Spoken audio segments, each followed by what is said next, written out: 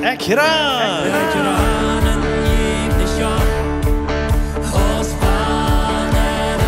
Laat ons te branen en God kennenleren.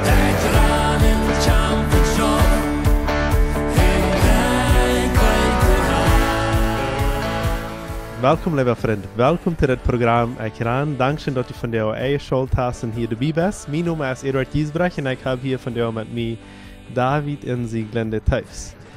Je bent, glaube ich, bei 5 Jahren nicht mehr im Ekran dabei was. Kann das so sein? Dat wil 5 jaar zijn. Dat kan zijn, ja. Ik freue mich wirklich, dass je deze aanloring aangenomen hebt. Bitte gesagt, ich sie bejunt hier im Studio, bejunt op dem Hof. En ik zie sehr froh, dit hier von dir te graveren. En wie willen von dir juni Geschichte graveren, vielleicht wat het alle met David zien aanvangen. En für dich wird das nicht weiter, aber ich glaube, ich kann alle David thuis, ich brauche das glaube ich nicht sagen, Sieglinde ist seine Früh. Aber David hat wirklich mal das Programm angefangen. Als er das Leute geschrieben hat, ich rane je nicht ab, dann stellt sich Leute fangen mit einer Serie an, wo Zeugnisse wären. En irgendwann übergab ich mir das. Und ich bin so froh, dass von dir das Programm zu lernen. Dankeschön dafür. Du brauchst das am nächsten Niveau, dass die Kamera auch noch dabei kommt, nicht bloß das Mikrofon. So, dass das nach dem YouTube dann kommt. Das ist eine sehr gute Arbeit. Wenn man checkt auf YouTube, was passiert, also es viele Menschen zum Sehen, je was auch nicht.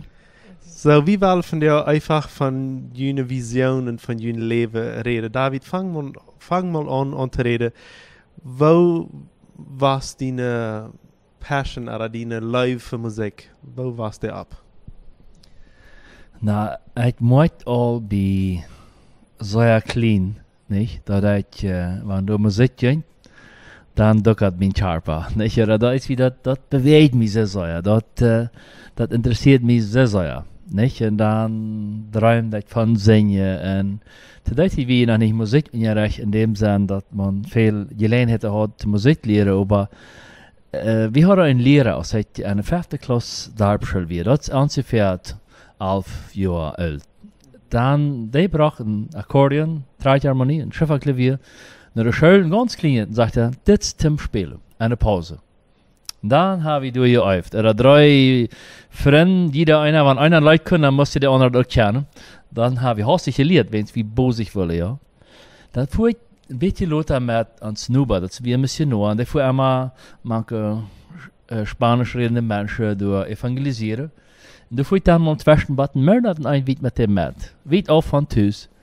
En had dan zijn wil die Spanische mensen je toer spelen kunnen. En wil die God dan met ihrem Leute en op Evangelisation door. Dan verder zongen. Dat bracht dan mensen doorheen. En dan dat wil ik doen. Wat wil je dan? 13, 14 jaar dan. Wow. Ja. So, wo nimmt die das dann an, wenn du sagst, das will ich tun?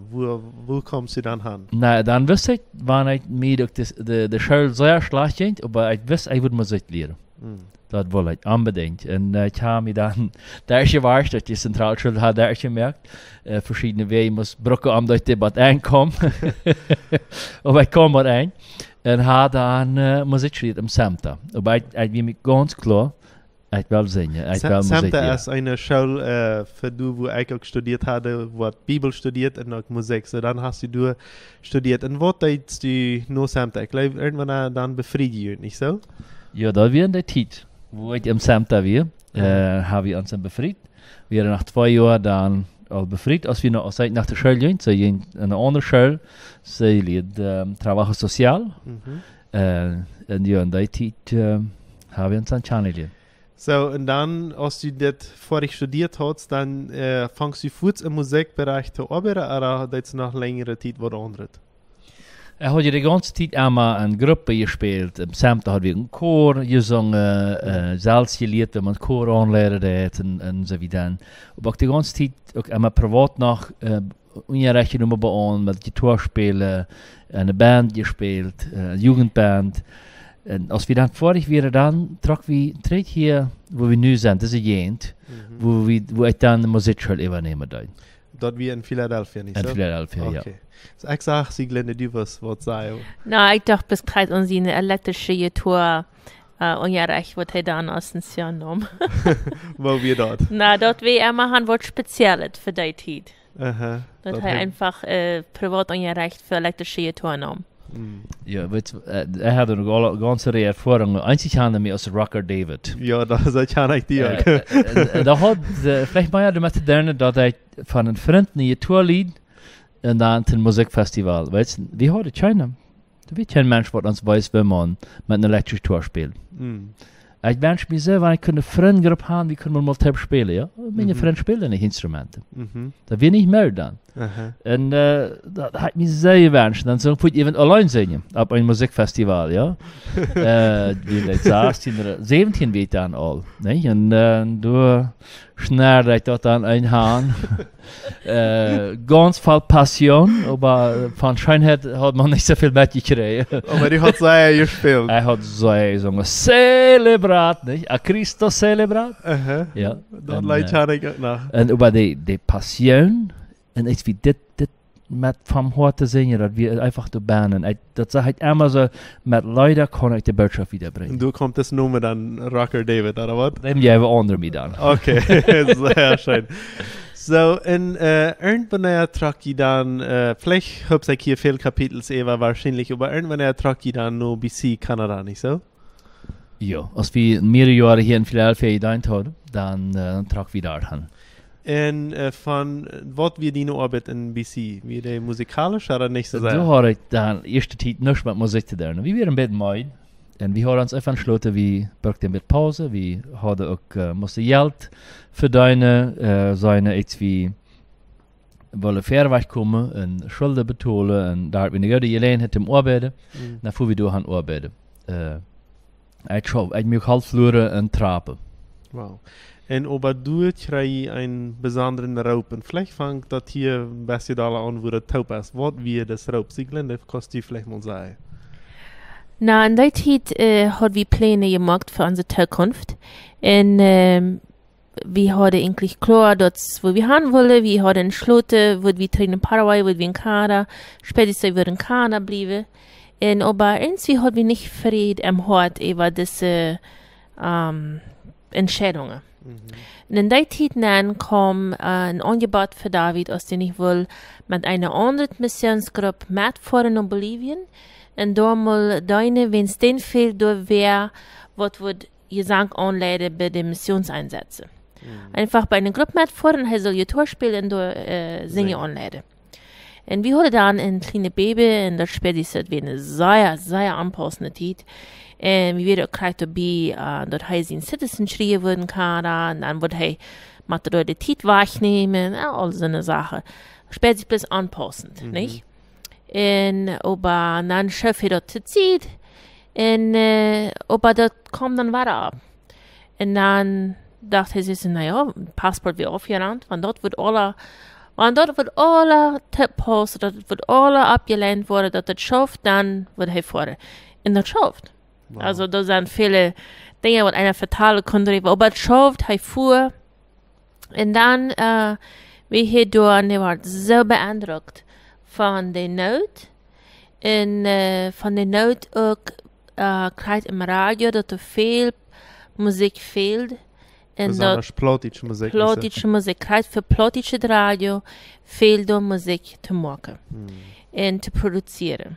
So, dann kommt er trägt, dann stellt wir uns, wir würden in Bolivien tragen, in den Raubfolge, wo er wird am Radio deine mit plotische Musik produzieren, aber auch zum Menschen anleiten, wo sie keine eine Choike, das ist bei der näheren Choike, wo dann all in Stunde wäre, wo sie können durch Musikgruppe anleiten in Gottes Stadt deine. Wow. Einfach Leidenschaft, ja, Musikleidenschaft. Wow.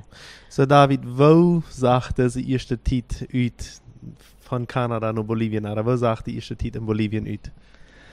Na, dat wie erst die aanwanen, nicht? Die besten. Eine steht, und wenn die andere steht, die wirst du arbeiten, das meint dann, erst mal channelieren, Menschen channelieren, die Ort channelieren, wie zu kommunizieren, und langsam versucht mir dann ein Studioarbeit zu lehren. Man hat mir versprochen, du würdest wieder sehen, was mit unseren Rechten wurden.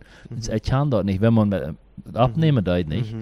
Und, aber du weißt ja, wir haben verloren die Arbeit da, und du weißt ja, was mir unsere Rechte tut, und dann fange ich einfach mit YouTube raam te checken en maar nu dat eerste hars wat we damals abgenommen hadden, wij kunnen maar hier nicht.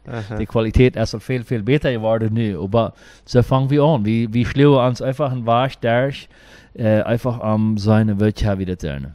Und dann fängst du einfach an, Musik zu produzieren, wie das so Schmack ist hier von dir, wenn hier ist ein Soul sein, hier ist ein Schmacker-Soul, mit Schmacker-Lichter, Schmacker-Computers. Was sagt das du? Das ist sehr primitiv, jetzt für einen Container. Nee, ganz am Anfang noch in einer Officine, aber der wir akustisch nicht wirklich radio mehr. Nachher im Container, du versuchst wieder an. So, wir sind langsam mit Wasser immer wieder channelieren. Wie früher nach Lothar, hat dann ein Jahr in Nord Vancouver hat dann ein Jahr Gravationen gelebt, also wenn man abnehmen das, da wird dann der große Schritt, dass das bessere Qualität wird. Aber der Anfang wir nicht leicht, da wir sehr schwer und dass wir sind langsam mit was. Aber das wir nicht, das Wichtigste, dass der Fußste hohe Qualität wird, sondern das Wichtigste, dass wir die Hingabe, das Wählen, Reizend und Upsend im Lehren und einfach harscher wat Gott zu sagen hat. Und ich glaube, die Leute, was wir da am Anfang gesungen haben, die haben viele Menschen gesehen. Und das wäre das Ziel, nicht? Ganz, das glaube ich. Und dann hast du das dann eine längere Zeit getan, aber dann auf einmal kommt ein Leid, das verändert, glaube ich, alles so ziemlich sehr, dass wir Ekranen geben nicht haben, wo wir das erfahren hätten. Nou, wie hadden je, en du wist je erbij, hadden je Impact Radical gestartet. Met campamentos merken. En dat weer de eerste campamento van Impact Radical, waar we dan zich glenden uit het luid schrijven, we een lema luid. En hij zei Julio ons filmen, en van hey Julio, we hadden met mal luid filmen. Want we hadden nog niemals wat op YouTube gesteld. Für het radio hadden we muziek gemerkt. En so dat we alles so ganz spontan hastig gesteld. En dan teilweise toegraviert, en teilweise nachher noch am Studio. Not aan het gesteld en zei dat im Internet nennt für die Jugendlichen, die im Campamento kommen. Vielleicht wird noch was anderes das sein. Aber das ist ein Boom, Boom, Boom, Boom auf der ganzen Welt, nicht? Da dran alle Wege haben. Und hast dich kannte viele von den praktischen Menschen das leid. Und da haben wir hadden da nichts mit geredet. No, ich auch nicht. Aber du sagst, wie eine neue Gelegenheit, was dann hat wir hauptsächlich an Radio gedacht, du sagst, wie eine neue Gelegenheit, dass wir im Internet Menschen erreichen können, Menschen sehen können mit unseren Leuten, en einfach merken kunnen im Glaubensleben. So du sagst, wo wir keine Videos brauchen, wo wir, das wird Medien ist, wo wir verschiedenste Wege brauchen können, die Botschaft auf der rechten steht anzubringen und dass die gut ankommen, und dass Menschen die abnehmen können. Und wir sagen, wie viel Kraft da hängen wir.